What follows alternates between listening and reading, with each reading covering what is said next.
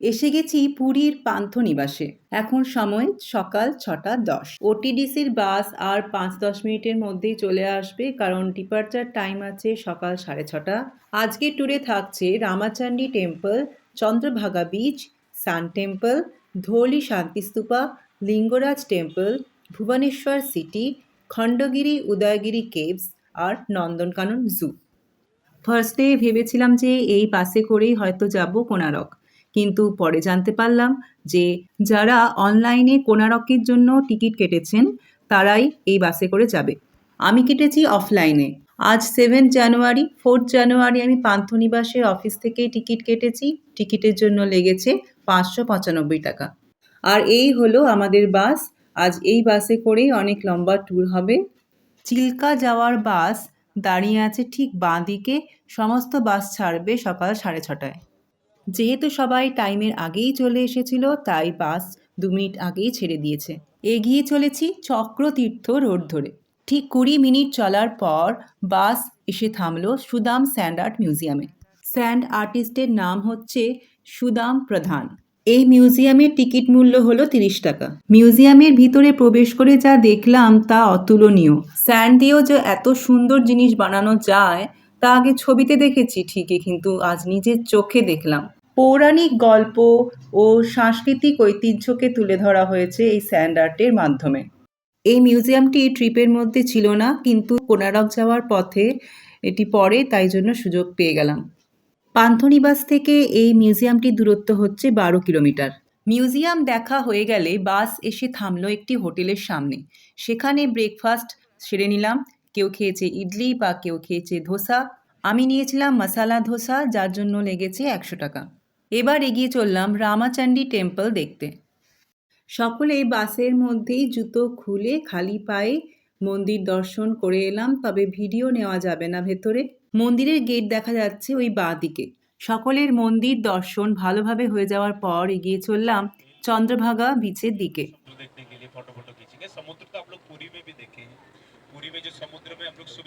আমাদের বাসে যে গাইড আছেন উনি সমস্ত ইনফরমেশন দিয়ে দিচ্ছেন। আজকে আমাদের ট্রিপ হচ্ছে 242 কিলোমিটারের, সময় লাগবে 12 ঘন্টা। এসে গেছি চন্দ্রভাগা বিচে। এখানে এখন ইকো রিট্রিট কোণার্ক নামে ক্যাম্পিং চলছে। ডিসেম্বর থেকে ফেব্রুয়ারি মাসের মধ্যে এই ইকো রিট্রিট ক্যাম্পিং এখানে হয়। এই সময় এখানে বিভিন্ন ওয়াটার অ্যাক্টিভিটিরও ব্যবস্থা করা হয়েছে, তবে আমরা এখানে এসেছি শুধুমাত্র ঘুরবো আর বাসে উঠে যাব।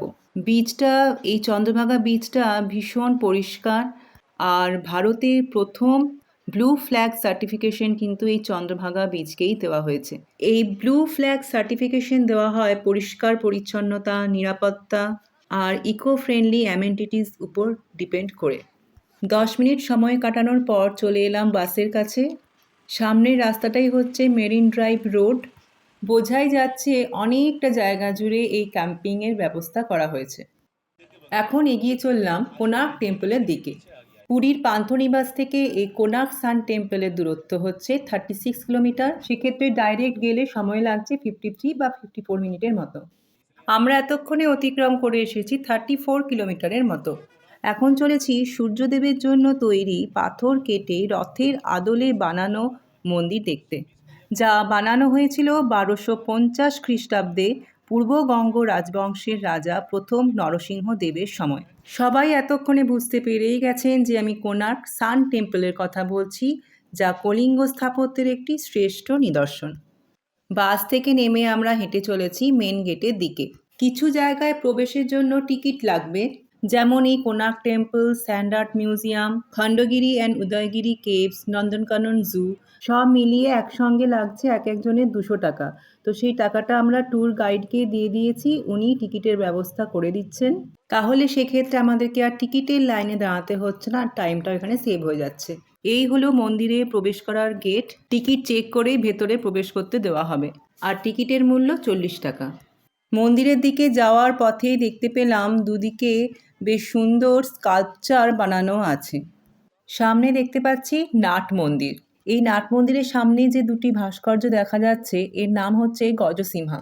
গজ মানে হাতি, আর হাতির নিচে চাপা পড়ে আছে মানুষ, আর এই হাতির উপরে আছে সিংহা, সিংহা মানে সিংহ। সিংহ চিহ্নিত করছে গর্ব, শক্তি ও কর্তৃত্বকে, আর হাতি হলো প্রচুর সম্পদ ও সমৃদ্ধির প্রতীক। আর এখান থেকে এটাই বোঝানো হচ্ছে যে মানুষ গর্ব ও সম্পদের ভারে চাপা পড়ে আছে। এই নাটমন্দিরটি বানানো হয়েছিল সূর্য দেবতার সামনে ভক্তিমূলক নৃত্য পরিবেশন করার জন্য। খোন্ডালাইট পাথরের উপর বিভিন্ন ভাস্কর্য বানিয়ে এই নাটমন্দিরটি তৈরি করা হয়েছিল। এই নাটমন্দিরে প্রবেশ নিষেধ। এই মন্দিরটি বানানো হয়েছিল মূল মন্দিরের ঠিক পূর্ব দিকে। সামনে দেখতে পাচ্ছি জগমোহন বা সমাবেশ কক্ষ, যা মূল মন্দিরের সাথেই সংযুক্ত ছিল।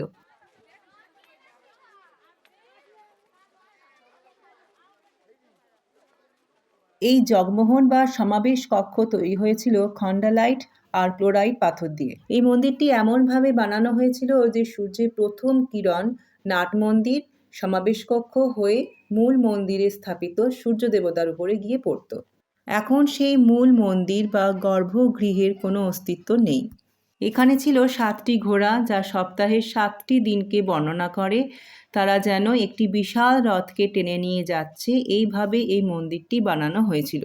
যেহেতু এই মন্দিরটি একটি রথের আকারে বানানো হয়েছে, তাই এর গায়ে আছে মোট 12 জোড়া চাকা, যা একটি বছরের 12 মাসকে চিহ্নিত করে। আর এই মন্দিরের দেওয়াল তৈরি করা হয়েছে পাথরের উপর সূক্ষ্ম ভাস্কর্য বানিয়ে।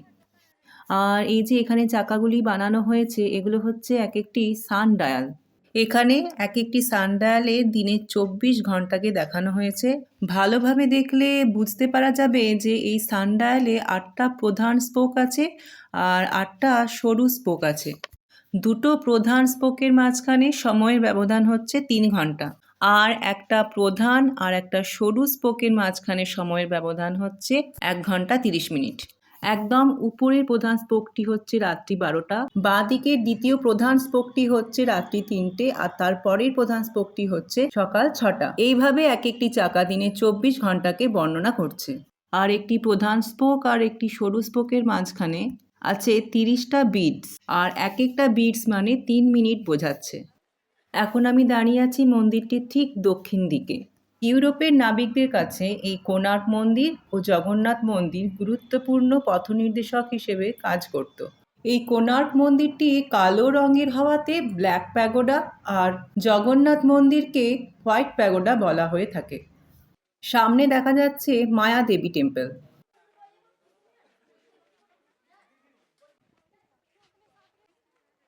আর এখানে ছিল গর্ভগৃহ, যার এখন কোনো অস্তিত্বই নেই।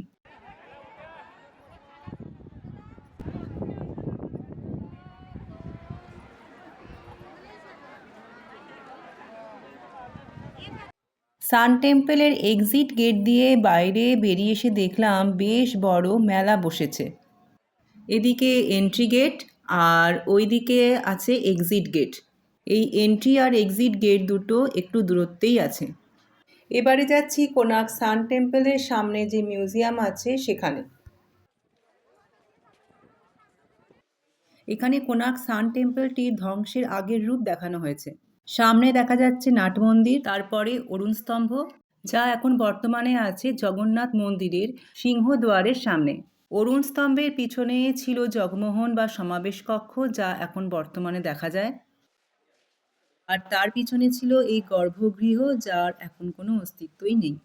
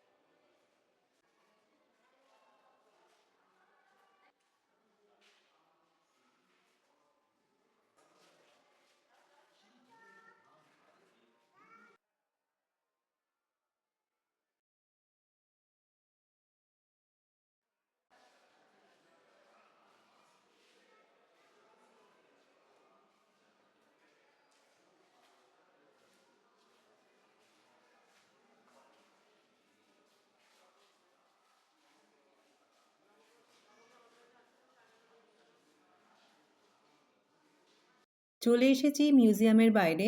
ভিডিওটা আর বেশি বড় না করে আমি এখানেই শেষ করছি। এই ট্রিপের বাকি জায়গাগুলো কেমন ঘুরলাম তা আমি দেখাবো পরবর্তী ভিডিওতে।